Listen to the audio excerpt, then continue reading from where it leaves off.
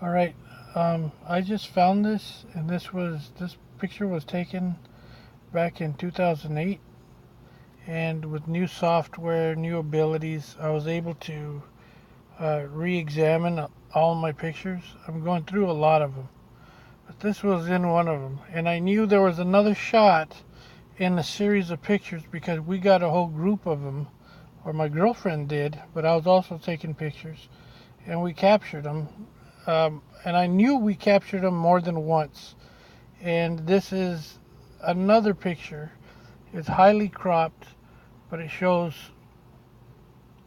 an animal in there.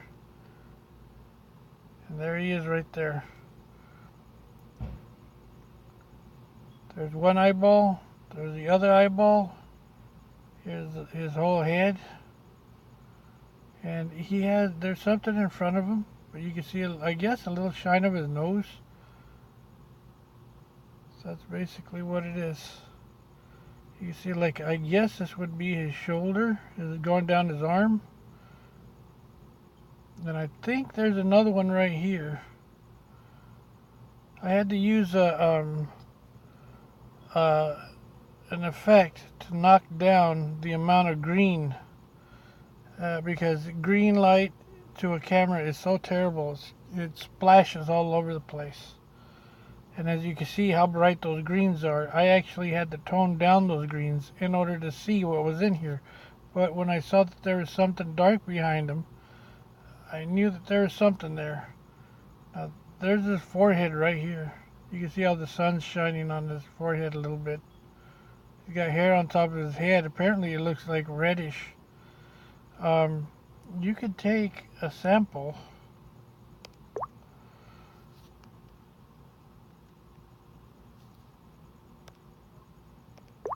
right there. We could take a sample of that color, which is right there. Okay, here's the eyeball. Here's another eyeball. Here's the bridge of his nose coming between his eyes. There's his forehead up here. Now I'm going to touch it, and it's going to show us the color, the actual color, and there it is. That's his color right there, a brown. Pretty crazy, huh? But yeah, pretty crazy. I knew we had another picture in this series of pictures because my girlfriend had captured them, and I was all like, we took multiple pictures in that area, and they have to be in those. Problem was the software back then, and the computers that we had back then in 2008 weren't all that powerful. We had a couple of good ones, but nothing that can bring that out. And we'll try to bring out a little more. See, this is what I use to cut down the amount of green in there. What you do is you do that, and it brings out other colors. You can see the trees changed in color. A lot of the UV lights now coming out, but it cut down a lot of the green. And as you can see, that green just splashes everywhere. But you cut that down, hit that, and we actually could have stayed in that same mode. But now we got all the colors, and we're going to brighten up all the colors. Put a little contrast in there. And you can see how much the UV light is coming through. And there he is. At the top of his head. Eyeball, eyeball. Here's the side of his face, his cheek. That would be a temple.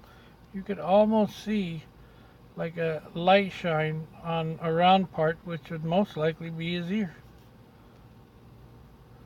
Look at that. I mean, it's right there. See if we can pop. I wish it would stop going back and forth like that. But let's see if we can pop a little contrast to see what happens.